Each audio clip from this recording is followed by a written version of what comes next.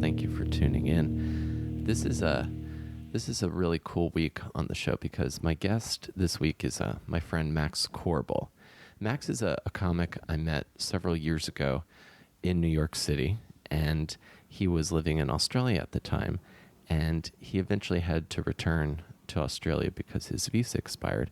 And this was only in the past couple of days, a bunch of my mutual friends, including Kat Burdick, also has appeared on the show, had a great chat with her, organized a surprise return back to the States for Max. And Max, one of Max's best friends is another former guest on the show, my friend Benel Jermosin. They are like the two best friends that you have ever seen. Like when you think of the definition of friendship, that's what Max and Benel are. And they got to have this surprise emotional reunion, and I thought it was really cool. There's video of it. I haven't seen it yet, but I plan to track it down. So I got the opportunity to chat with Max in my apartment in New York, and we got to talking about the comedy scene in Australia, as well as his introduction to comedy, as well as how his ultimate goal was to do comedy, but because there was really no outlet for it in Australia, he had to leave his country and then move an ocean away to find a place to do stand-up, which I found personally pretty inspiring. Because if you're in a big city like New York or Los Angeles or Chicago, you might take for granted just the ability to go to an open mic. Some countries and places don't have that.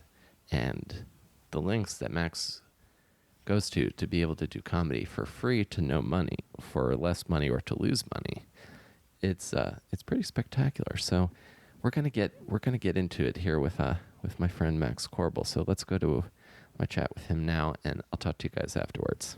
Thanks.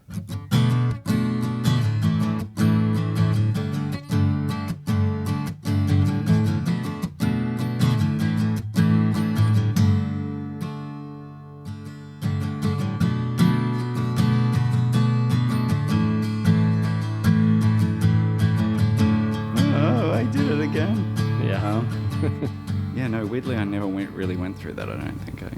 No, you're just... Kind of had a weird man's voice ever since I was about 6. Mm-hmm. I've had this since I was 6, so to me, I guess it still sounds like a child. Right. Did you have the accent early on as well?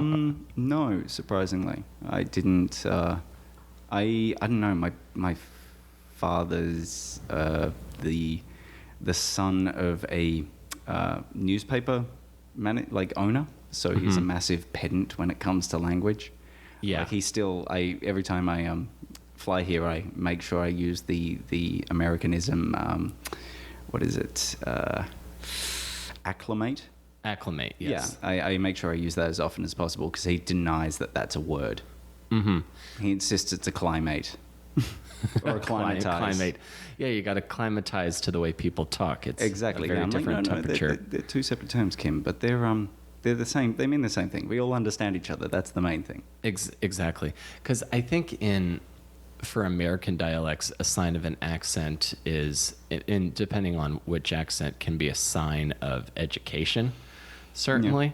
like if you think of like a Baltimore accent where it's like, hey, hon, we're going to go down in a harbor and drink some Matty Bows. Like, you might not think that that's like a really intelligent person. Yeah. But I think, but if you talk about like different countries' accent, like Spanish or like Australian, it's like sort of like, oh, mysterious and charming, darling. Yeah, yeah, and you wouldn't think that someone with a certain accent, would be saying certain words. It is very strange. And that being said, I'm not entirely sure that the Australian accent is like there's exceptions to the rule, like there isn't anything. I mean, my partner grew up in a place called not Cuchimudlo Island. Where is it? Basically a bunch of islands, at the very, very, very top of Australia, which are a kind of like the Aboriginal equivalent of an Indian reservation. Okay. Yeah, and her mother was a remote area nurse, and her mother speaks, much the same way I do, and so does T. She's got a little bit of broader accent, but but they don't have the really broad, kind of Australian accent, or the high-pitched one, which kind of comes from very heavily from the actual Aboriginal dialect. Apparently, it's that kind of high-pitched, nasally twinge comes very heavily from that influence. So, where it's like all through the nose. Yeah, like, you got a dart, bro? You got a dart? A dart's a cigarette. Okay. Yeah, you got a dart? You spare a dart, mate? Dart. No. Yes, yeah. So that would be like would that be like your Australian version of like a working class, or like a Cockney? That would be the of a Cockney, or a, like, the completely incomprehensible people from the hill country? Yes. That you can't understand them. Their accent is that southern. That's exactly. It's like we're both speaking English, but I need subtitles to understand you. Yeah. So, no, it is very strange, and you don't expect, like if a person like that started speaking about, very in-depth literary things or something like that, I probably wouldn't be able to understand them just because I hadn't heard those words in that accent, if you know what I mean. This is really interesting to me because when I think of Australia, how your country is divided, I think of Sydney or Melbourne as being these very kind of maybe more cosmopolitan areas. But then you were talking about you were wanting to get a place out in the country. Oh, that's just slightly out of the city.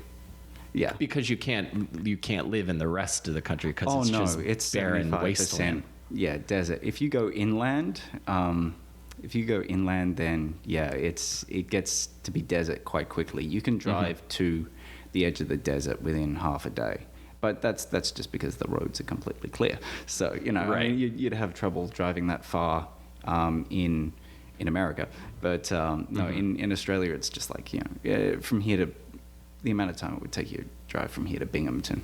Okay. Is essentially the same thing. And, there's plenty of smaller towns that are the size of Binghamton. Maybe, I say plenty, I mean probably about 10 outside of Melbourne.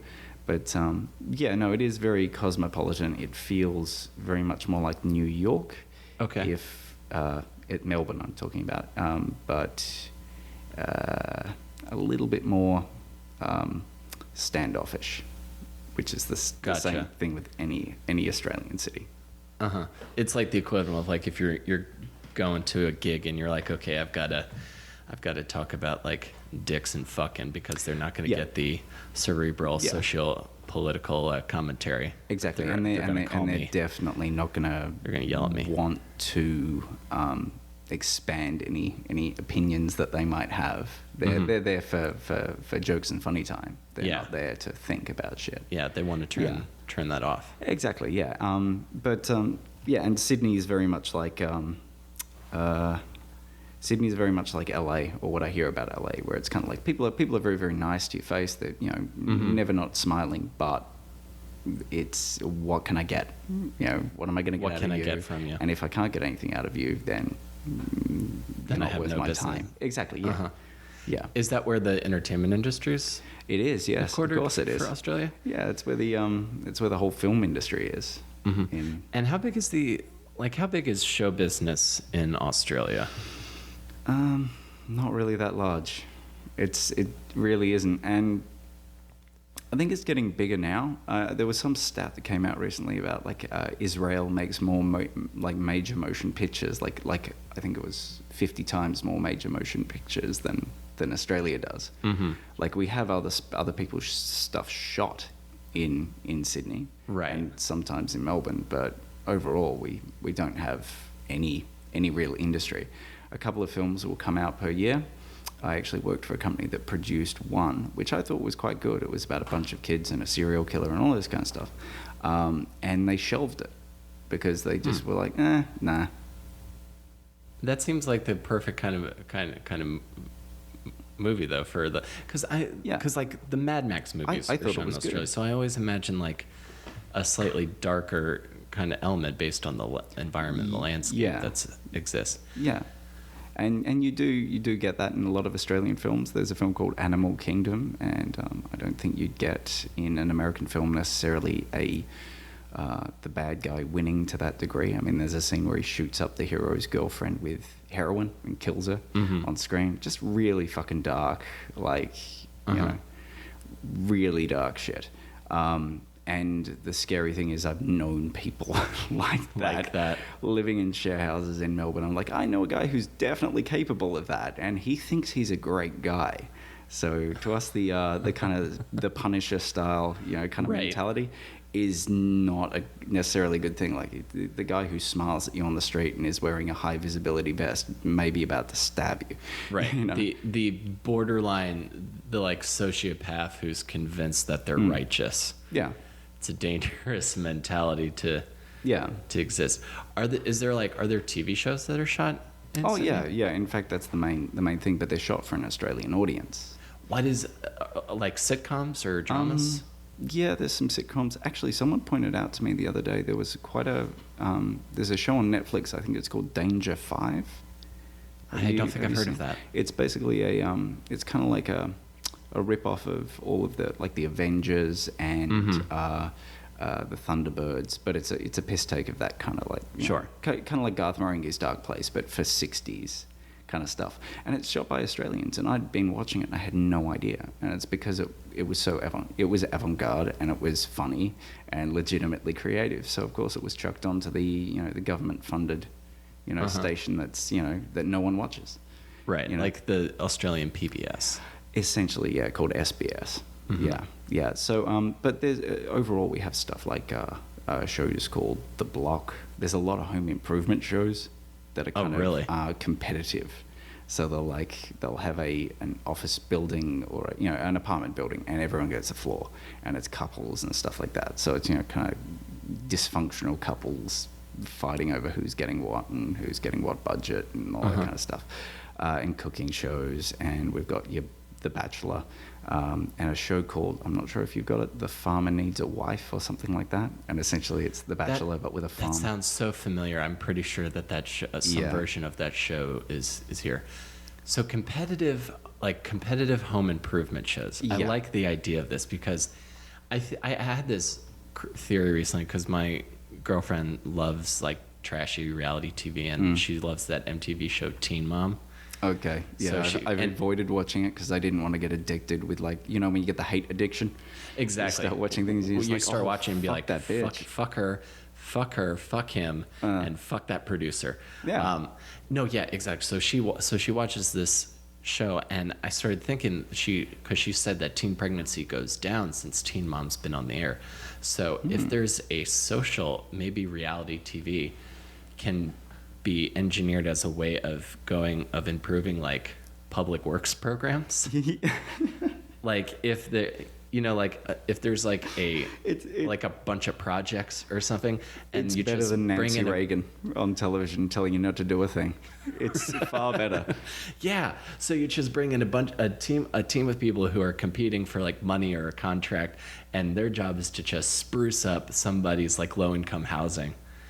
Or like improve it. I think that's how you could engineer in this country, especially. I don't know if it might keep some people together as well, because you might see like the couple fighting over shit, and then they have a breakdown and all that kind of stuff. Yeah, well, you have to have that. You see the motion camera that's no longer on like the tripod. It like follows her down the street, and he comes out from the left and like walks up to her, and they're like, just fuck off and take off the microphones. You have that kind of cutaway, and then you look at your partner and kind of go, yeah, that's not going to happen. We're going to make sure that doesn't happen. Keep some people together. Exactly. Yeah, but who would have thought that you could just use cause and effect on a screen? Yeah. To teach people not to do a thing. Yeah, more or less. It's it's like when you were a kid, and I don't know what you watched growing up as a kid, but it's like these children's shows that teach valuable lessons but disguise it with a lot of bright colors and fun songs. Yeah. So the bright colors and fun songs, when you get to a certain age, because she watches it because she wants like a reminder that, like, she's like, well, even if work sucks, my life's not like that. Exactly. Yeah. I'm not that. I may be many things, but I'm not that. Yeah.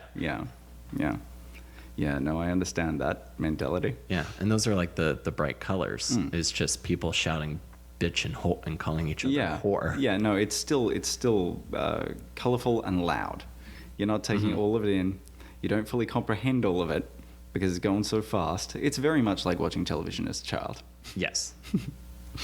So I'm curious, Max, like, because we've talked a little bit, and it's funny because I'll probably set this up as well. But I met you in New York. Mm-hmm. You were here from Australia. Mm-hmm. You had to move away. Yeah. And then you surprised us all, and you're back. So here's kind of what I'm interested in knowing, because we bonded a little bit over your kind of either dark like gory cinema or B level cinema. Did you watch a lot of that when you were younger? We had the same television program, station I was talking about earlier, that had that wonderful, Danger 5 on it. Actually had there was this one bald guy who wore glasses who was kind of like the Bob Ross of B grade movies.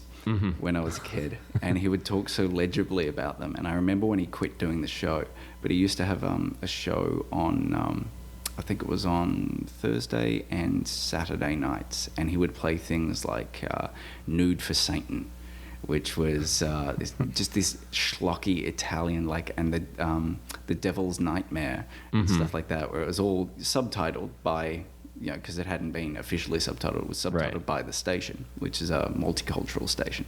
Yeah. And it was fantastic, because I'd be watching all this kind of like stuff like Vanishing Point as well, which is American, kind of cinema. So I watched a lot of avant-garde, kind of film, and that's one thing I do have my father to thank for. He did sit me down in front of things like I don't know. Bullet and Charles Bronson films and the French Connection and stuff like that. So he had kind of like, he understood why the Blues Brothers was relevant, and he's very fond of bringing up the fact that it screened in America, did terribly, screened in Australia and Britain, did fantastically, and they relaunched it back in America. And so the guy knows a lot about that stuff, and he spent a lot of time doing that. So yeah, it's probably my father's influence, but he didn't necessarily enjoy the schlockiest of schlock. Like I really got into it when I watched stuff like Dark Star. What's Dark Star? Have you seen Dark? It's what's the director who directed The Thing? John Carpenter. Yeah, John Carpenter's first film. And it's all shot with really, really bad, like the special effects are surprising for the budget that they had. Like he really milked that budget. And the alien is a beach ball with rubber feet.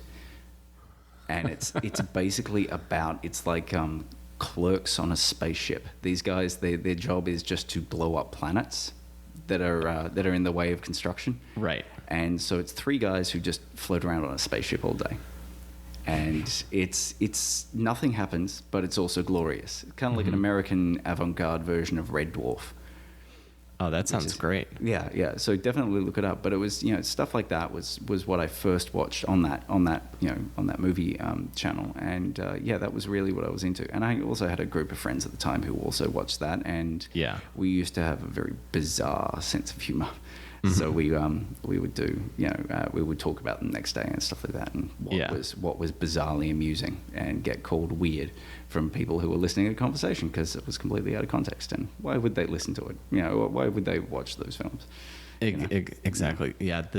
So you're in the weird group early on. Oh, yeah. Also.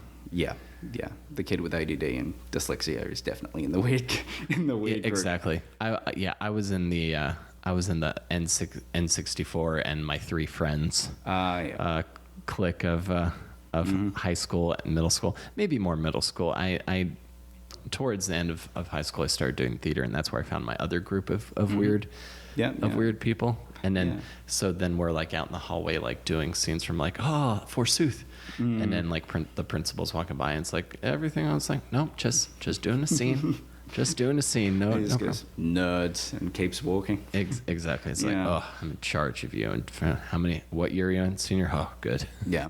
No, I was lucky enough to have, a sister who was incredibly, didn't have the issues that I had to the degree that she got scholarships. Mm-hmm. So my parents, who were both educators, managed to pay for schooling for me that was, that would deal with my learning disability. So I actually went to a private school, but it was hey, we wear earth colors, we just don't wear this and that, and there's no uniform kind of thing. Cool. So I kind of did have the best situation to be in, but there was also there were cliques. There were cliques. Absolutely. And it was weird to see how they mellowed out in the last 2 years, because we don't have college. We have we have primary school and secondary school, and then university. Yes. So we don't go into college, and it was weird to see in the last 2 years of college how all of the people who were just genuinely shitty people just kind of fell out of all of the groups, and all of the people who were kind of all right like mellowed out and started hanging out together. It turns out, that guy who thought was a jock the whole time actually watches SG1. Exactly. Pretty cool. Yeah.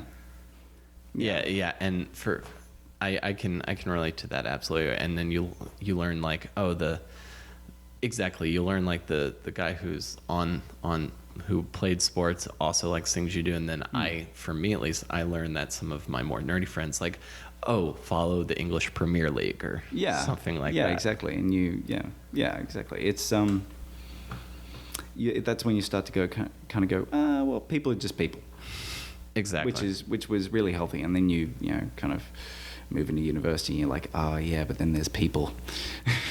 There's people you have to be around. Yeah. Because people tell you that people are just people, but it doesn't set in until it's probably too late to make your school years tolerable. Exactly. What part of let me ask you this: like, what did your folks do, and what part of Australia did you grow up in? I grew up in a part of Australia called Victoria. I grew up, and there's a large bay there, and the city is kind of in the center of the bay. We grew up on one of the arms of it that was about, I'd say, an hour and a half from the city. And that was great if it wasn't for the fact that it was 45 minutes from my school, and no one else lived up there. So I was very, very much, kind of like... you have your imagination, and that's your friend. Exactly. Until, computers and internet, until I, convinced people to, buy an internet connection so I could actually talk to friends and stuff like that and play online and all that kind of shit. But that didn't happen until way, way on. But no, it was incredibly boring. Right. It was an incredibly boring existence for the greater part of it. And the divorce happening at the same time didn't help. But my father at the time was a secondary school teacher, and he taught art. Essentially, he taught photography. That's what he does as an artist. He's now a university lecturer, and lectures in art history and photography. But at the time, he was he was a high school teacher, and he was doing okay. They bought a house out there because they wanted to get away from the city. And my mother was teaching at what you would call a technical college. We call it TAFE. And she taught printmaking, which is kind of like copper plate etching, pretty much all of that kind of stuff. So both creative types. My mother two teachers and two creative types. Exactly. And my mother is very, very kind of nurturing, like, it'll be okay, kind of thing, but very kind of emotional when anything comes up. And my father is very much like me to a degree, I guess. Yeah. Kind of like he's social when he wants to be social, but then he pulls the fuck back. and it's not pleasant to necessarily be around him during that time. And he's Right. been prone to depression his entire life, as have I. So Yeah, it's, I hear you. and it's the worst way of dealing with it as well, because you just kind of sit in a room and act shitty. Exactly, and not know what's going on because no one can communicate Exactly, or and articulate how they feel. Yeah. That's a pain in the A ass. lot of quiet car trips. Yeah, Yeah. I feel like we're on a similar wavelength. How old were you when they got divorced? When they started or when they finished, because it took 7 years. Mine took close to like 9 or 10. So Yeah. How about when it started? Okay. When was like the I can't do this anymore kind of moment? Okay, well, there was a series of things that cropped up. Let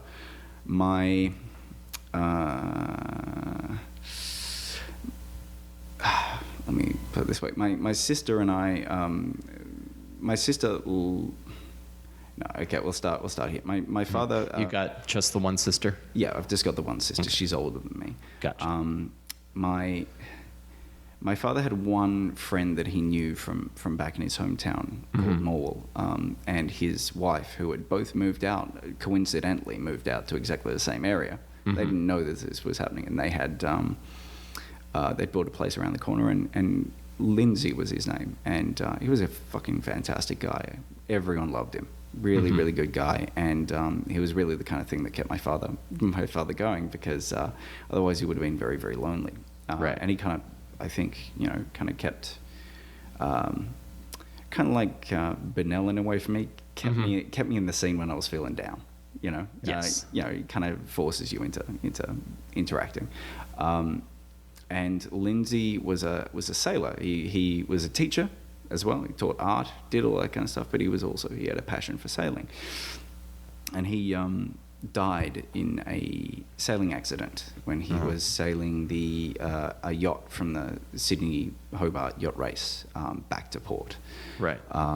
And that really destroyed my father at the time. And he got incredibly depressed and just started this downslide into depression over a number of years. I would have been about, I think, 12 when Lindsay died.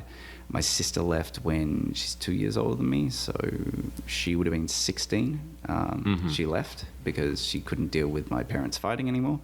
Wow. I pretty much locked myself in my room for that entire period, and I don't remember much of it. I was just kind of doing that, like, cover your ears. And I have a vague memory of at one point, because I had dyslexia, I had a tape recorder, tape deck in my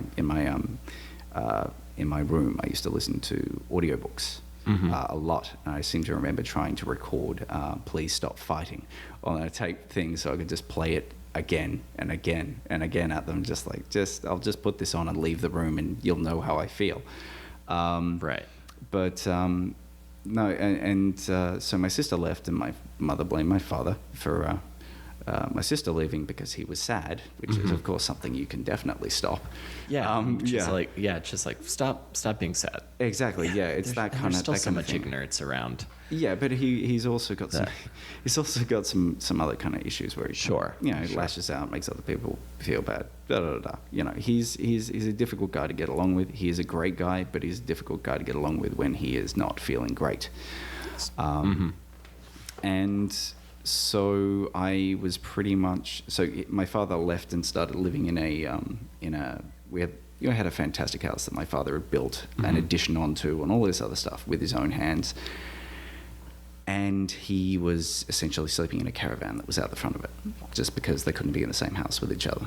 Oh my God. And then he went, okay, look, he still wanted to be in the relationship with my mother.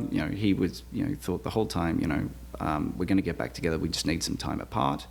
I need some time to work on me. She needs some time to work on her. So we moved down to our holiday house, which is, about an hour and a half away, just to give it some more space. And then when he turned around and said, are you ready to talk about me moving back in? She said, well, technically you haven't lived in the house for 3 months, so my lawyer says that you no longer legally live here.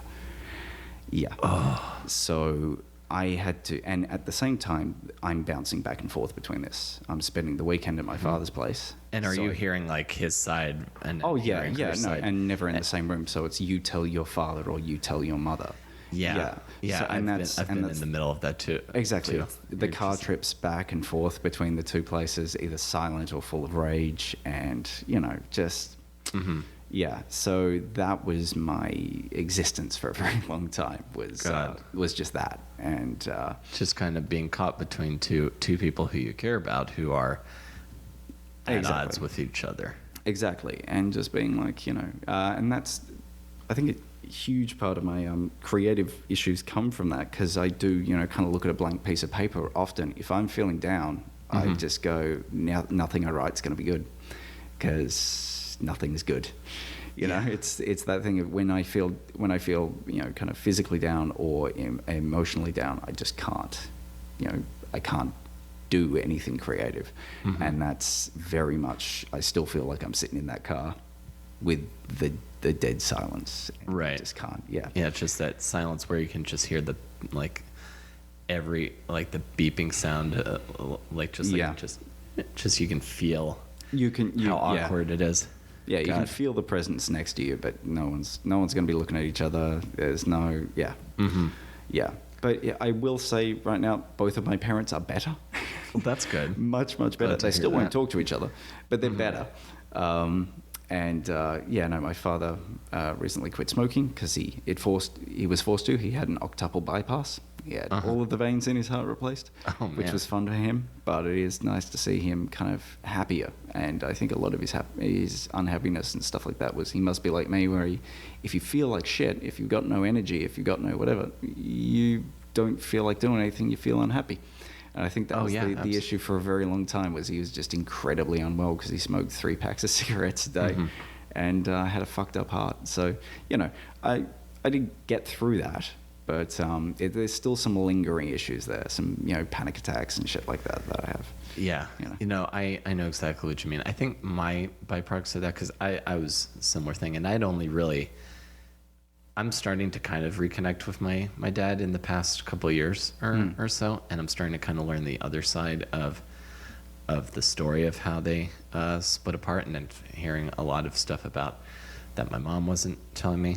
Yeah, and that's very important, that you get both sides of the story and not the fictionalized both sides of the story.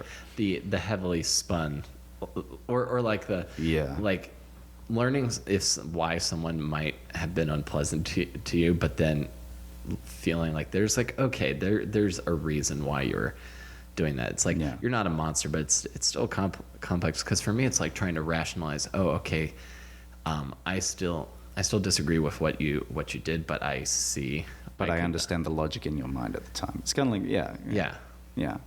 So you're trying to rationalize that. My thing from that, I think, is because for the longest time, and they divorced when I was like in my mid to late teens, so it's not like being a kid and really confused about it, but just when you're in your room playing Super Nintendo or doing homework or whatever, and you just hear shouting at the other end of the house, and then you just kind of, because I remember my dad's temperament improving after he moved out of our house, and I was like, why?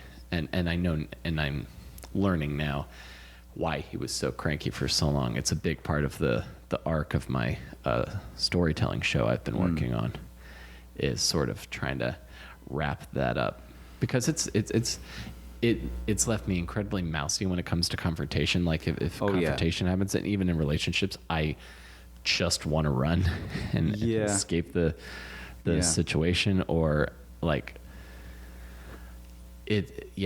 can't handle confrontation. I get very there's some things I just nope, you cannot convince me that there's any shades of gray on this particular thing. Yeah, it's hard. Did you have that one friend who had the parents that were actually that actually got along? Yeah, I had one friend whose parents were not just get along in public kind of way. They legitimately hey honey, how you doing? And were making jokes with each other that just would have been that would have been the kind of shit. If you'd said that, if one of my parents said that to the other, that would have been a fight. But no, Exactly. it's kind of like joking with each other like comics do, in that kind of... Yeah, exactly. It's that earned ball busting. Exactly. And I remember spending time with that friend when I was, in my situation, just being like, this is the unnatural situation. Like, everyone else's family is like mine, right? Like, these guys are weird. Mm-hmm. I know. I've had that too, where like normal life feels like uncomfortably odd, or like I remember when I first started dating my girlfriend, I was like, you and your family like spend a lot of time together. Yep. And you like talk to each other, and like you spend holidays together. That's weird. Yeah, that's and not. And I thought that was just a white Australian thing before I actually met my partner, and now I realize it's a class thing. We, in the upper middle class in Australia, the educated, not necessarily making more money, just better educated, sometimes making less. We don't spend time together. Right. We can't usually stand each other. It's weird. I think I see my my cousins and the rest of my family, who I get along with, usually better than my family, about once every year, and that's usually at Christmas. Mm-hmm. Maybe more often now. Some of them have started to have kids, but no. Yeah. I used to have the thing where if things were going well in a relationship, I felt like the Mark Maron thing, I had to fuck it up. Right. Like, something has to be wrong. There's got to be a point of conflict. Like, I'd get a panic attack that something was coming. Mm-hmm. That like, something's coming, and if I don't control what it is... Yeah, or you start getting that. My thing was, things are going good, so I've got to worry about something. Yeah. I got to worry about every possible thing that can go wrong, just in case it goes wrong. Oh, yeah, and I do that just as part of the course. Yeah. But I, kind of, as my psych said, you intellectualize it and are aware of it far more than most people who have an issue, and so therefore you're not going to act on it. Right. So with the panic attacks, with the stuff like that, with the anxiety, she's like, but it's happening. She's like, if you want to fuck something up in a relationship, just do something else. And so now usually what I do is, if I look over at my partner and we're watching something and we're really enjoying being together, I'll just reach out and stroke my hand down the center of her face, which is just an amusing way of kind of messing with her instead of kind of bringing up something that's pissed me off or something like that. Yeah. So exactly. because I'm like, that hasn't really pissed me off. Yeah. So okay, so you're in your mid-teens. Your dad's living in a van outside your house. Your sister takes off, and I'm trying to place like where you are in your life in school. So what's keeping you afloat during this? When does comedy come into it at a certain point? Because your dad seems like your dad does you the good favor of showing you what I would describe as classic American comedy, like, and sketch specifically. Well, not really. I was the one who was very, like, my father is still far more into British comedy. He's far more into straight, narrow, like, neither of my parents like Letterman. Neither of them particularly like American comedy.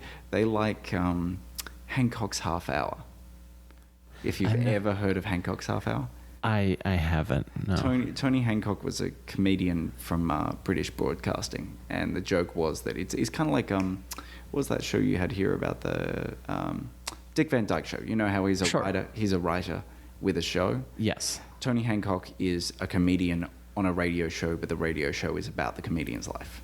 Okay. And in reality, he's a pathetic human being. He's cheap. He's, he lives with, a guy. He's Tony Hancock. He speaks like that. But he's got the, kind of the guy who works with the lower class accent in his house. And he's got the bawdy mistress, kind of woman who lives and does for him, as is said in Britain. So they really like that. They grew up listening to surrealist comedy like The Goon Show, which my mother really liked, which I really liked.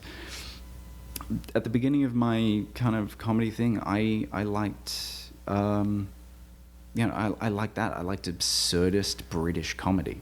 the Goon Show, where it's like, I'll ride this brick wall all the way to Valhalla. Okay. Here we are in Valhalla. It's basically the essence of kind of strange improv comedy. Right, sort of like bizarre. What? Yeah. Like that. Like what's going on? Exactly. Yeah. Okay. Well, that kind of it's loosely tied together by reality and recurring characters, but it's kind of like Comedy Bang Bang. Yeah, where they've created the reality. Yeah, and everything strange makes sense in that reality. Exactly, yeah. And the same with Python, where you have a guy in the middle of a lake at a desk at the beginning of the show, or when they start the show with I think it was I thought I was watching the wrong show for 3 minutes, when there's just Vikings pulling a boat up the shore and all this other stuff going on. And it looks like a different show, and then they pull the boat past, the guy sitting at the desk, and he says, and tonight, so I was really into that kind of stuff, and it wasn't until I think I was about 17 or 18. I remember watching Bill Hicks on television in Australia, because he was over there. He actually found the pain in his side when he was in Melbourne. Oh yeah. Yeah. So that's where he went to a doctor when he got back to America. And interestingly, Tony Hancock committed suicide in Melbourne. So it's not a great place for comedians or comics. Oh, and there's a comedy festival there. Oh yeah, which killed the industry. It really is interesting, because I've heard from a lot of comics who say, older comics who say, because they just celebrated its 25-year anniversary. Right. Like, yeah, but 25 years ago we had 10 comedy clubs in this city. And now how many are there? I'm guessing 1 or 0? 1, and then another one that's only open Friday, Saturday nights. And they're only booked shows. They don't do mics. So there was, so 25 years ago there were 10 working clubs in Australia, and now there's only room for basically the big. The big two, and one of them isn't even all that big. Right. Yeah. So how do you start how can you start as a comedian in Australia nowadays? There's a bunch of mics cropping up now. It's become a lot healthier in the last couple of years, but it really is the kind of thing where you have to wait for your 5-minute, or God help you if you're starting 15-minute set, once every 2 weeks, 3 weeks Wow. at a comedy club. That's the way it was for about 10 years there. Good. It really isn't. It really isn't. It wasn't a good scene. I hear now it's actually picking up a lot more. But yeah, that's good. Well, because I started in Baltimore, which is not known for having a fertile comedy scene either. Again, it's slightly better now that I don't live there. Maybe we're the problem with our respective Yeah, scenes. yeah. Maybe it's the presence of us. It's like, hey, let's do a comedy. No. Yeah. No. Because when I started, there was a booked open mic that had a paid headlining spot. There was a comedy club that really you couldn't really get into unless you knew somebody. Yeah, and then they would have one guy feature every single show. I had that fucking conversation with a guy the other day in Melbourne, where he was like, yeah, I do a mic. And I'm like, okay, so how many minutes do people get as a bucket? And he's like, oh no, I book you. I need to see your material first. I'm like, that's not a fucking mic, mate. Right. That's a show. That's a show. Do you know the comedian Barry Cremens? He started in Boston. He influenced Hicks. Mustache. Yes. They did the documentary about. Yes. It. Yes. Yeah. Okay, so he was at one of our favorite places, the Creek. He was doing a warm-up show for his most recent tour, and he was talking about how he couldn't imagine starting in comedy now, and he was like, "All right, you get 35 seconds." Yeah, but he's a long form guy. Yeah, exactly. Can you imagine and what's and maybe it's different, and maybe it's different from when you were there. Is there an identifiable tenor or style that's associated with the native Australian comics? Because I know we talked a little bit about this the other day, whereas most Australian comics have to go get big elsewhere, and then they're recognized for being in Australia. Yeah, unless you get really lucky and you really hammer away at the community and get a radio show is a huge thing in Australia. If you can get a radio that's spot, big for a lot of comics. Then you can kind of branch out from that. That's your paycheck. Okay. If you look good, then you'll get a television spot. If you don't look good, if you're kind of balding or something like that, chances are you'll be one of the side panelists. Right. You know, on the Yeah, on like Never Mind the Buzzcocks. Exactly. Or you something can't. like You that. can't. If you're attractive, you'll wind up as Adam Hills. If you're unattractive, you wind up as like Dave Hughes, who's got slightly larger teeth. Right. But yeah, it is one of those things where you can either get big in Australia or you can leave and actually try and get bigger. And yeah, it's a very strange environment. But I would say overall, a lot of energy and smiling and joviality. You won't really see an Australian comic who's not smiling on stage a lot. Okay. It's a lot of whatever they're talking about it quite energetically, unless they're leading up to a bit. Right. Sometimes there was a trend there for a while where the comedians would wander back and forth on the stage a lot, like much like Dane Cook. Okay. But yeah, that was Australians need a lot of color and movement. Right. So sort of like, maybe not clowns per se, but sort of like high energy physicality. There's not a lot of that like attitude that is commonly associated with like comics at the Comedy Cellar, where there's a lot of busting balls and go fuck yourself kind of attitude. Yeah, you won't tend to find a quiet comedian standing still, talking to a microphone, doing kind of one-liners. You won't find someone like what is his name? The guy you wouldn't. Pat Riley would do quite well. Scott Nosson wouldn't. Okay. So they're looking factor. That okay, that makes sense to me. So a lot of they're going for, and is the material like more observational in nature, or is, like a lot of, is it personal? Because Mark Maron has a story about how when he years ago went to Melbourne, bombed horrifically, got sent home early, and relapsed on his plane back. Yeah, and he left his body and just kind of. Right, the "I don't want to go through this with you" line. Exactly. No, I'm not surprised he didn't do well. I mean, I say Pat would do quite well if he broadened out his act. If it wasn't quite so, like, took out some of the specific references. Because there's so many times I've made a joke in Australia and people are going, I don't know what you're talking about. That's weird. I'm like, it's called, Americans store cultural references. Yeah. Oh yeah. Like you store them so that you can understand the context of a statement. You can use it in an analogy. You can use it in a bunch of stuff. But Australians don't do that. They may have watched. Say I make a joke about Hawaii Five-0, about one of the characters in that. I could say the character's name verbatim. They won't have remembered who it was. They could have watched the entire season. They wouldn't remember the person's name. Sure. Like they're not, pop culture is not a language of communication. Yeah, exactly. In Australia. Exactly. Yeah. No, it's which is really absurd to me, because that's the one thing I love about this country, because you can make an obscure reference and get like two people in the back of the room howling with laughter. Oh yeah, no, I love getting those kinds of laughs. Yeah. So okay, so when does comedy start for you? Like, when do you first get on stage? Do you think you like sort of bizarre surrealist British humor, but you're not in a place that conducive to it? Do you start at stand-up right away, or do you do any other forms? I do a bunch of other forms, but the first time I do stand-up in front of an audience is with a friend of mine called Ben Jennings, and we did Who's On First. I love that. Yeah, we did Who's On First, and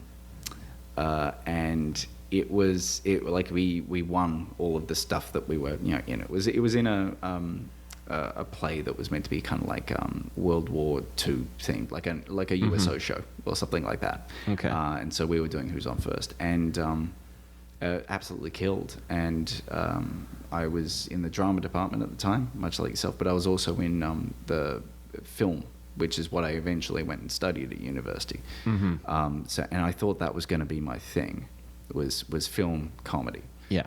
Not necessarily in front of the camera. So I spent a lot of time writing, and we did things like, Quentin Tarantino rip-off kind of things, making fun of Pulp Fiction, a whole bunch of parody films, right. Including my film, which I didn't realize at the time was essentially Office Space, That was my final film. I didn't realize, I hadn't seen Office Space, didn't know anything about it, but the film that I created is essentially Office Space. Right. Yeah, really, really strange. But that was it. The first time I got on stage was that, and I remember the next year they allowed me to host an assembly with another girl, and basically was just riffing off the top. Like I had dyslexia and ADD, so there's no way in hell I'm reading the script that we've been practicing for the last week. Right. I was riffing off the top, and I was getting huge laughs. And yeah, and then they of course never let me on stage again. Sure. Unless I was on script. But yeah, it became a film thing. It became me working, trying to make films funny. And then I got to university and I found that everyone wants to shoot everything in black and white and have someone OD on heroin and shit like that. It was the early 2000s. Oh no. Yeah, mid 2000s, because it was 2009 through 2000. So like art house, and like we're gonna wear berets, and we're gonna or some guy making anti-American military film in which a kid gets, he actually did this, where a kid gets an American soldier pisses in a kid's face, and it's shot through a scanner darkly filter. That was his whole thing, and I was just like, dude, you couldn't be more you right now. Right. You're being. Oy vey. So yeah, it was very frustrating, and luckily I had one guy at university with me who did have a sense of humor, and we did used to put little things in there that we found funny. Cool. Into other people's films, because we wound up crewing theirs. So that was fun. But yeah, it became a film thing, and then I worked for a film company and just hated myself. Right. But while I'd been at film school, I had made friends with my cousin's ex, who was really big into American comedy, and he had given me Bill Hicks CD, and there was another artist. Who was it? It wasn't Dennis Leary, because I grew to dislike that man. Not Dennis Leary, but like another guy from Boston in the 80s. Trying to think of who that could be. I think it may have actually been one of Oswald's really early ones. Oh, Patton Oswalt? Yeah, really early though. Like okay. The one where he's really young and is holding the classic book, the classic sketchbook. Yes. The mottled grey and white, grey and black. Yeah. And I was like, wow, these guys are fucking funny. And I just went and I worked for the same film company for 3 years and just fucking hated it. Right. Absolutely hated it every single day. I was working at as the cafe manager 5 days a week, and I was working 1 day at the offices. So I was working 6 days a week in a relationship that I hated. Because I hadn't been in a relationship all the way through, up until that point. And then it had a couple of really short, disastrous ones, and then this one seemed to work out. Didn't matter that everything wasn't perfect. Everything's fine. We're living together. It's cool. And I listened to, I worked my way through everyone. George Carlin, I knew it back to front. I worked my way through, Bill Hicks and Paul F. Tompkins. Yeah. All of the main guys that were really kind of angry or absurd. Definitely. And it wasn't until Stuart Lee at all? Yes, yeah. I did listen to Stuart Lee as well, and towards the end, the only guy because I wasn't listening to Australian comics, I just didn't. I didn't like it. Right. I didn't. I found nothing to connect in the material, and so I was pretty much just listening to American comics, and that's when I just kind of went, fuck it, I'm gonna go. My partner was going to go and study in the US anyway.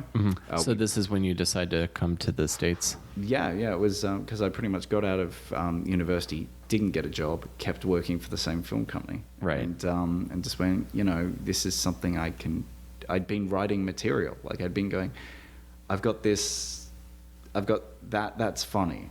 It wouldn't be funny to anyone I was talking, and I used to test it on work friends just as like conversation. Sure, yeah. And it would get laughs as conversation.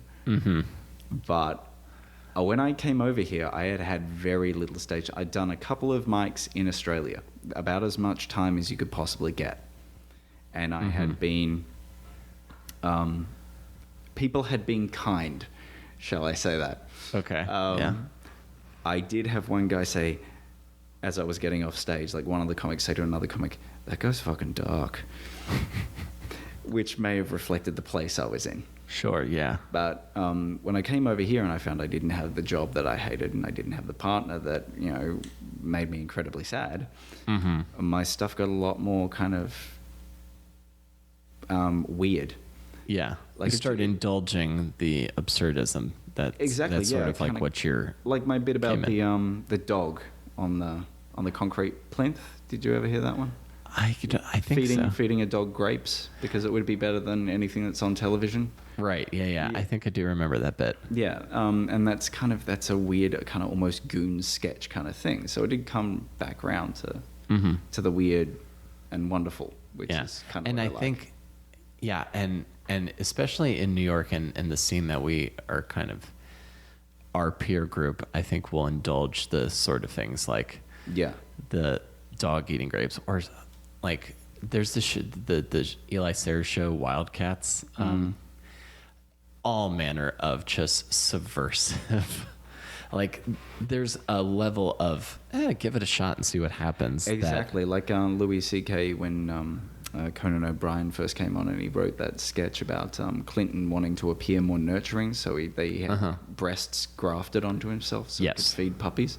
Yeah, that's kind of shit that you just wouldn't get greenlit in Australia. So and it's, you know, it's marvelous. It is that kind of thing. Like the obscure, you have so much more. Like if you're not doing it for cash or if you're doing it for very little, you can get away with a lot more experimental shit.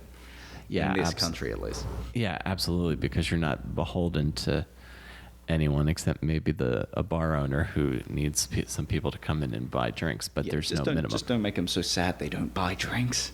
Yeah, that I had to learn that. Like I would go up late nights at the comic strip, like a old school American comedy club, and it was like when I was in a bit of a darker place personally, and I would just bum the crowd out so much. Like I'd get awes for every single joke. Was that roundabout when you had the joke? What was the joke? And I should have known because she used to be my best friend. Yes. Yeah. And when you had the thing with the eye. Oh, right. When I had when I was wearing an eye patch. Yeah. Yeah, that was just like me being an idiot. that was me having like dipping a toe in the fountain of hipsterism. Right.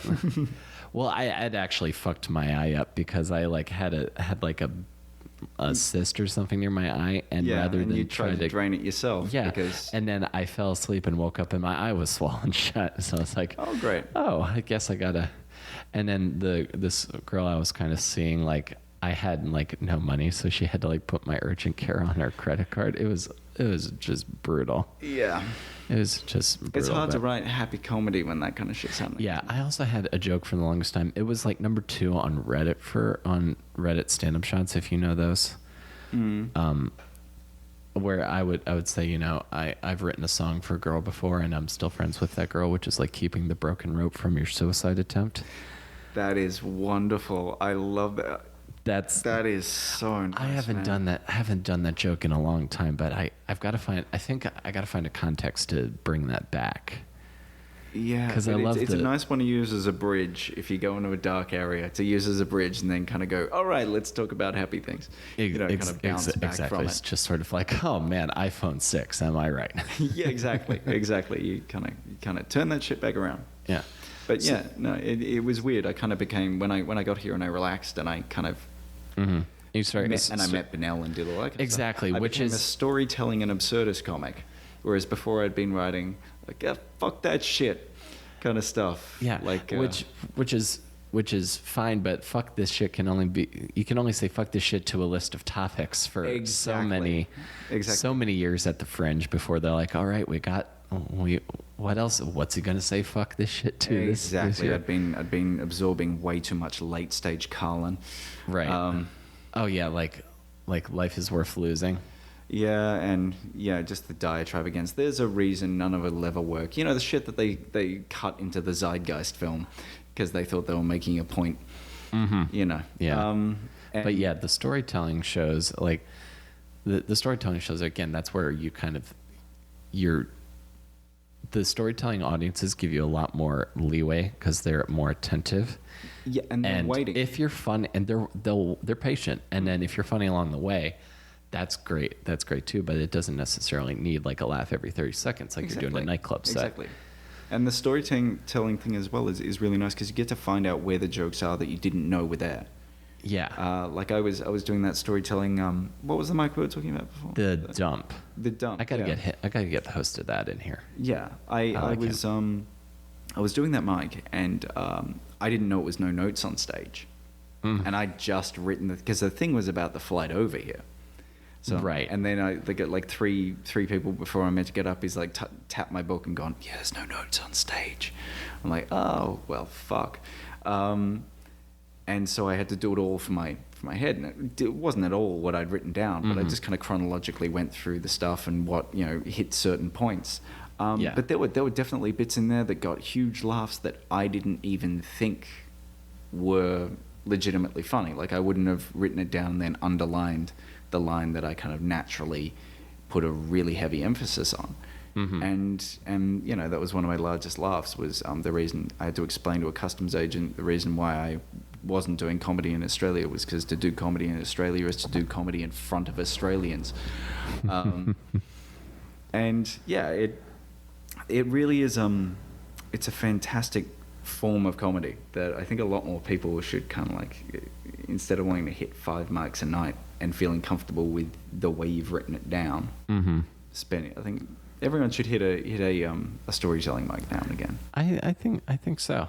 If anything, it's gonna, because you'll eventually you're gonna need to. Part of the gig is being able to do longer sets. Yeah. And I personally think, and I started thinking this around the time that Twitter really exploded, because I started with short one-liners. Yeah. And then Twitter made everybody do short one-liners. Yep. So, in fact, I met a guy on the way here who thought he was a comedian because he had a Twitter account. Like he said, "Hey, I do comedy too." I'm like, "Oh, really? What clubs do you do?" No, I mean, pretty much do it online. I'm like, "You're not a comedian." No.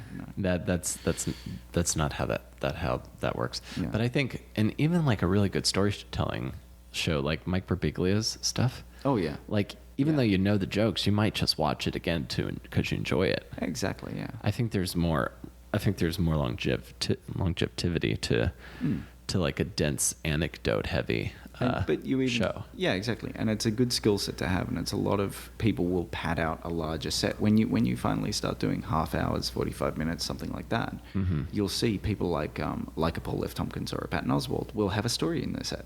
Yeah. They'll have a story that kind of ties, or they'll have one or two. Paul F. Tompkins has that great story about his mother's wake, I think it is, with a I'm sorry for your loss, not as sorry as I am, that bit, which is it's a considerable, it's a 10-minute chunk of story with fewer laughs in it than the rest of them. Than the rest of the kind of elegant balloon man sketch and stuff like that, which is all that is a laugh every 45 seconds to a minute to 30 seconds. It's completely different from the shit that he normally does. It is very important to stretch yourself, because I mean, who can fill apart from Jeselnik? Yeah, Anthony Jeselnik. Yeah, Jeselnik's like the only guy I can think of who does jokes that are just set up punchline. I would think, well, other than like Dimitri Martin, who's still, and then there's, I think the guy behind all of them is like Stephen Wright, who's still he doesn't tour. I don't think he tours like every year or rewrites the act every year, but he's still, I still think one of like the most brilliant joke writers ever. And again, that's another skill too. I likened it. I talked to a storyteller named David Lawson, who I've done co-headlining shows with. And we talk about it like the way a visual artist will paint acrylics or watercolors or like sculpt, like just different mediums. Yeah, and it's like I think it was Oswald who said it's, and he was taking it. It was a line from a writer, and it was it's the perfect words. It's the perfect number of words in the perfect order. Yeah. Okay, so sometimes you need more filler, sometimes you need no filler, sometimes it needs to be short, sometimes it benefits from being longer, but your act should be the perfect number of words in the perfect order. Definitely. And that's all it has to be. And that's what you should be aiming for, not committing to, I'm a one-line comic, or I'm a this or that. You know, if that's what you want to be, that's cool. Yeah. But be the best. Yeah, like be like well-rounded. Be like don't be like a special hitter. Be like a I don't know baseball enough to do this analogy, but like don't be like, I got it. Don't be like a kitchen tool that only has like one. Don't be like slap chop. Be like a multi-purpose tool, like a Swiss Army knife. If I can make some obscure, absurd analogy. Yeah. You want to have you want to be the spork of comedy. Yes.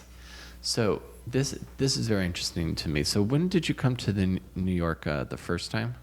2012, I think, because I got back in 2013. It would have been really, really early 2012. I think June I think 2012, because I got back to, just after.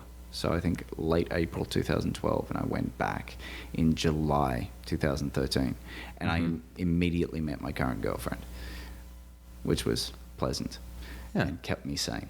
That's good, because I remember we're all kind of bummed the last when you're on your way back due to the law. Yeah, well, due to the law, and I'm gonna respect the law, because otherwise, I mean, there was another comic who was here who was from Canada, and he overstayed his visa, and he got pulled up for like public urination or something like that, and they hadn't caught him in 4 years. I remember that when I was here last, and everyone was like, "Hey, where's that guy that we all knew?" And they're like, "He got sent back to Canada." And he won't be allowed back for 5 to 10 years. Yeah, Canada doesn't mess around, and neither does the United States. Nor should they. I mean, if you really want it, there's a way. There's always a way. Yeah, there's always a way. You just have to spend some time doing it. And if you like it enough, then if you like being in the country enough, you'll find a way to be there. And that's the way I'm, trying to do it, as opposed to people going, "You should marry Benel." Right. Well, I just assume that's going to happen anyway, because you and Benel, this is like the bromance of the 21st century, man. Yeah. No, I love the guy. The guy's a great guy. Yeah. Oh no. Yeah. No. Me too. Because I think I can't remember if I met him around the same time I met you. I just remember meeting him when he had a pair of like brass knuckles, like plastic brass knuckles. Yeah, he did. He did. He had a billy club. I remember he had he was having a really bad week one week. And he worked as a bouncer at an apartment building for a while, and he was going into a club to do a mic, and the bouncer just didn't like his face, and was like, "No, he can't come in," like with a group of other people. And he's like, "Yeah, he can't come in." And Benel was like, "What?" He's like, "I can give you my ID." The guy's like, "Yeah, well, if you're gonna come in, you got to give me your ID." And he's like, "I'm gonna have to search your bag." And I was like, "There's a billy club in there because I work security and I'm a short guy." And the guy's like, "No, you gotta leave. You gotta leave right now."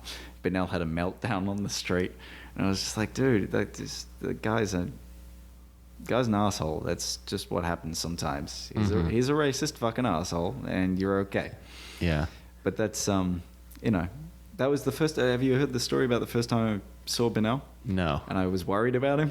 No, what is that story? Can you tell me that story? Yes, I can. I was at the Broadway. I think I hadn't been up yet. Or maybe it was New York Comedy Club. I think it was New York Comedy Club. Like down on 24th Street? Yeah, there's a mic. Yeah, New York Comedy Club. There, and it was Chelsea someone, was it? Or it was a female comedian. Okay. Who was the host. And she's usually quite acerbic. She's fine, but she's not the warmest person. Right. And Benel gets up on stage, and he does terribly, really, really badly. And halfway through his set, he just gives up and just starts ranting just snaps like Hicks when he, Yeah. drove the, like, I'm gonna stay up here until you leave, kind of thing. But yeah, he started ranting and raving, and he said, my career is like my cousin, stillborn. And then walked off the stage and a half, picked up his bag, started stuffing to it angrily, and the host was like back up on stage and like, how long have you been doing comedy? He's like, a fucking year and a half, da da da. And she's like, no, it's a year and a half, you'll do okay. You're fine. So this woman who usually kind of like bitchily back announces people in a fun way is actually genuinely like, no, you'll be fine. Right. It's okay. Fine. Yeah. And then he walks out the front, and I went out to have a cigarette, and Benel's there doing his kind of back and forth pacing, looking in his book, and I lit a cigarette and just kind of said, hey, dude, you're a comic doing comedy in front of comics. They're not gonna laugh. You can only do so well. Yeah, I was like, they're predicting the next line in the joke. And he was like, oh, you want to come to this other mic, and da da da. And we, Benel picked up a sign that said, "Will work for weed" or something at some point, and was walking through the subway with it. It was a weird night of just like going to different mics, and that's how we met, and we just kind of gradually developed this friendship. And AJ Thompson thanked me for taking Benel off his hands, because he was apparently turning into a bit of a handful before that. But yeah, no, we became friends because he's a thoroughly nice guy, and I enjoy him. Kid's got a good heart. Yeah, exactly. He's kind of silly and happy the majority of the time, but has some sadness issues, and I'm emotionally closed off. But and slightly acerbic, but also kind of like able to give him some advice because I can see shit objectively. And the same thing goes when I'm going through some shit, and he's like, well, you probably shouldn't do that. Yeah. But yeah, no, we're good for each other, and yeah, it's great to see him again, and his face. When I showed up was priceless. Yeah. If you have you seen the video? I haven't seen the video yet. I got to get it from Kevin Froelic's. Oh, it's good. It's thoroughly good. Oh, fuck! Because I saw that moment. I was like, holy shit. Yeah. And then I was just glad that you were back for a little while. It's the first time I've seen someone do a mic drop, like not making a point, just. His arm falls to his side, and he just drops the mic and launches himself at me. But it was a magical moment, and it was really, really cool. And big thanks to Kat Burdick for making that happen, because she was the one who made sure that I waited around the corner, and she texted me when I could come in, and hid me and all that kind of stuff. It was really, really cool. Really, really cool. Yeah. Awesome, man. And you're here till I guess mid-April, and then we'll wrap up short. We'll wrap up shortly. But is the plan to eventually get back here for longer, or are you gonna get back to Australia? Well, I have to work essentially. My partner is a full-time student, and she runs her own business, but she only makes money when she's selling stuff. Sure. I have to work, and I'm hoping to come back once a year for about a month, because my boss is really, really good with that. Oh, that's great. I really enjoy the work that I'm doing at the moment, and I really enjoy working for my boss, because he is a great guy. I covered for him when he went away for a month. He's covering for me. And it's amazing. Yeah. So it's a pretty cool situation. I mean, my partner may actually be the one who winds up getting us back to New York permanently, because she's going to be the one who's going to be able to apply for an artist's visa and all that kind of stuff. Because she's actually producing, and she has provable works. Yes. She's a ceramicist, and she can kind of put stuff in front of people and go, "This is what I make." The goal is to get back here permanently, and this is the first time she's been to New York, and she's like, I understand what you mean now. Like, everyone's so much more like, you can talk to them. They're not emotionally closed off and immediately comparing themselves to you and looking for the things in what you said to get angry at you about, like subtly, right, angry about. So she's really, really enjoying it here. She loves talking to American artists about art, and it's a fantastic situation for her, and it's a fantastic situation for me. It's just getting back here permanently is a real issue, and taking more than a month off at a time is a real issue. So at the moment, it's going to be 1 or 2 months broken up a year, and then past that point, probably within 2-3 years back here permanently. But like the conversation about buying a house that we had earlier off mic, it's thinking like 5-6 years into the future, right? And stuff. Trying to figure that out. And I'm almost 30 years old, but I still feel like a child inside. So they're scary conversations to have. No, me too. Future freaks me out, like that Motion City soundtrack song. Yeah. But it's all. What I tell myself, and I don't know if this is going to help you, is that even if it's scary, it is ultimately building towards something good. And I've only met your partner briefly, but she seems hip to the cause of New York and of stand-up. Yeah, and she's already conditioned perfectly to live here because, she can't shop at most of the shops because she's a vegetarian and a celiac. But she also grew up, as I said, in the out in the middle of nowhere. And with very little money. So she is the one who keeps me from... I'd probably be about $8,000 lighter right now if it wasn't for the fact that she's like, no, we're going to go to the other shop that's like a half a block away to buy kitty litter because it's $2 less. I'm like, okay. She's really, really good at that. And I think it's important for artists, like maybe more like free-thinking people, like I don't want to say free thinking, but just sort of like we only think about certain things at a time.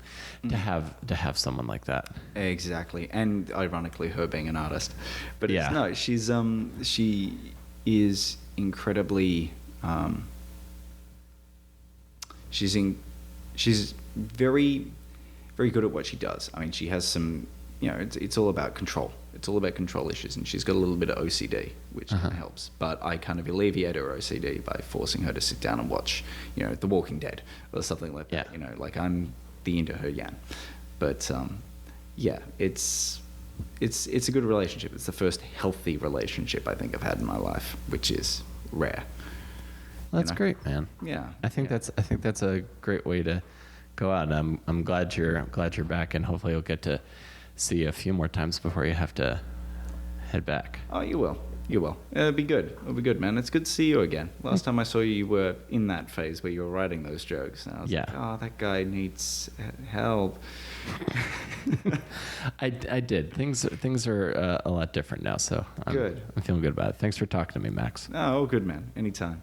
Excellent.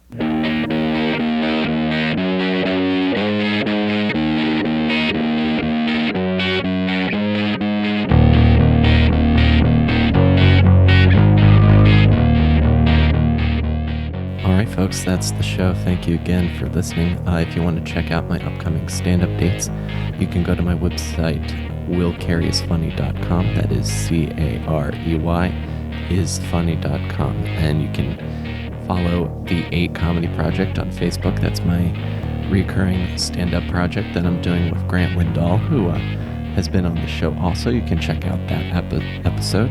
And you can subscribe on iTunes, rate, comment. It all helps me, and it's a low-cost way to help me get the show out there. So thank you again, folks, and I'll see you next week between awesome and disaster. Take care.